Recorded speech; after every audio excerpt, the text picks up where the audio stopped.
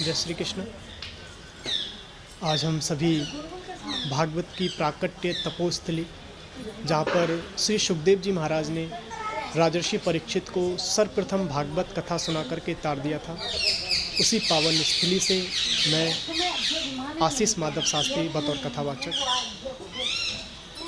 ये भागवत की भूमि है, जन्मभूमि है। जैसे मथुरा कृष्ण की जन्मभूमि है, अयोध्या राम की जन्मभूमि है, ठीक उसी प्रकार से भागवत की जन्मभूमि यह पावन भूमि है। इसी पावन अक्षय बटवृक्ष के सानिध्य में श्री सुखदेव जी महाराज ने राजर्षि परीक्षित को 7 दिनों तक भागवत कथा सुना करके तार दिया था। आप इस पावन भूमि पर दर्शन करेंगे। यह महाभारत कालीन जो अक्षय बटवृक्ष है, इसकी अवस्था 5,500 वर्ष से अधिक मानी जाती है। लेकिन इस बटवृक्ष की विशेषता यह है कि अन्य वटों में आपने देखा होगा बहुत सी लंबी लंबी जटाएं लटकती हैं, लेकिन इस बटवृक्ष में ऐसी कोई भी जटा नहीं है। संतों का, मुनियों का ये मानना है, जैसे श्री सुखदेव जी महाराज की अवस्था 16 वर्ष की है, 16 वर्ष किशोर मूर्ति श्याम वरण दिगंबरम, ठीक इसी प्रकार से ये पावन अक्षय बटवृक्ष भी श्री सुखदेव जी महाराज के ही स्वरूप का है, उसी अवस्था का है। इसीलिए इस पर जटाएं नहीं हैं और पूर्ण रूप से पतझड़ के समय पतझड़ भी नहीं होता है। देश विदेश से लोग आते हैं और इस पावन भूमि पर भागवत कथा सुनाकर और श्रोतागण सुनकर के अपने आप को भाग्यशाली मानते हैं। भागवत की जो कि ये प्राकट्य तपोभूमि है और बहुत विशिष्ट महिमा है इस भूमि की।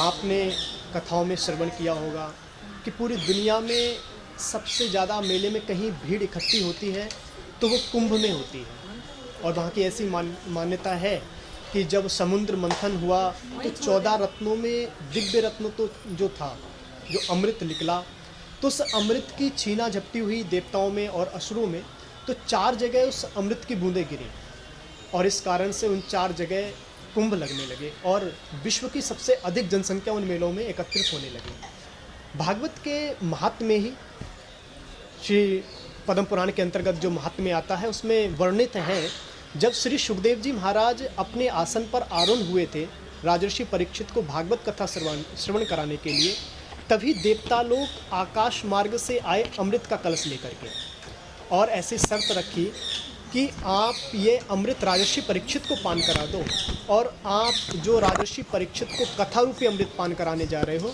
इस कथा का पान मुझे करा दो, यानी कि परस्पर अदला बदली कर लो। श्री सुखदेव जी महाराज ने विचार किया कि देवता बड़े महाराज अपने घाटे का सौदा कभी ये देवता नहीं करते हैं, बहुत चतुर हैं देवता। अन्य कथाओं में जो भागवत में कहा गया है बहुत चतुर बतलाए गए, कभी किसी अपने घाटे का सौदा नहीं करते देवता। तो श्री सुखदेव जी ने विचार किया अभी कोई आवाहन नहीं हुआ है, इनको किसी ने बुलाया नहीं है, ये फिर भी अमृत का इतना दिव्य अमृत जो देवासुर संग्राम होने के बाद प्राप्त हुआ, इतना दुर्लभ अमृत लेकर के आ गए। तो कहा कि आप इस अमृत को क्यों प्रदान करना चाहते हो? तो देवताओं ने कहा देखो, हमारे निवास स्थान पर जहाँ हम रहते हैं वहाँ अमृत तो है, लेकिन ये शुद्धा अमृत नहीं है, ये कथा रूपी अमृत नहीं है। राजर्षि परीक्षित को मृत्यु का भय है, 7 दिन उपरांत तक्षक नाग के डसने से इनकी मृत्यु होनी है, तो इनको भय मुक्त करने के लिए मैं अमृत का पान करा दूंगा।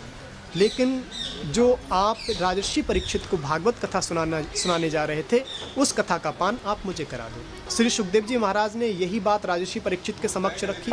बताइए आपको कथा रूपी अमृत पीना है या फिर ये भागवत रूपी अमृत पीना है, ये स्वर्ग रूपी अमृत पीना है? राजर्षि परीक्षित ने हाथ जोड़ करके कहा भगवान, मुझे दोनों की विशेषताएं नहीं पता, मैं नहीं जानता कि स्वर्ग का अमृत क्या करता है, मैं ये भी नहीं जानता कि भागवत रूपी अमृत क्या करते हैं, तो दोनों की विशेषताएं बताओ। तो श्री सुखदेव जी महाराज ने विशेषताएं बतलाते हुए कहा कि ये जो कथा रूपी अमृत है ये सभी के लिए सुलभ है, बहुत सहजता से सुलभ है, चाहे इसमें कोई निर्धन हो या धनवान हो, पुण्य आत्मा हो या पाप आत्मा हो, सभी के लिए बड़ी सहजता से प्राप्त हो जाता है। लेकिन ये जो स्वर्ग का अमृत है ये सहजता से प्राप्त नहीं होता।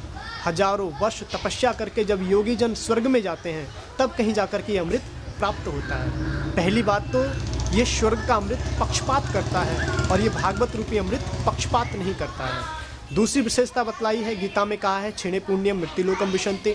जब स्वर्ग में इस अमृत का पान कराया जाता है तो अमृत का पान करते ही पुण्य क्षीण होने लगते हैं और पापों की वृद्धि होने लगती है, और जब समस्त पुण्य क्षीण हो जाते हैं तो मृत्युलोक में भटकना पड़ता है।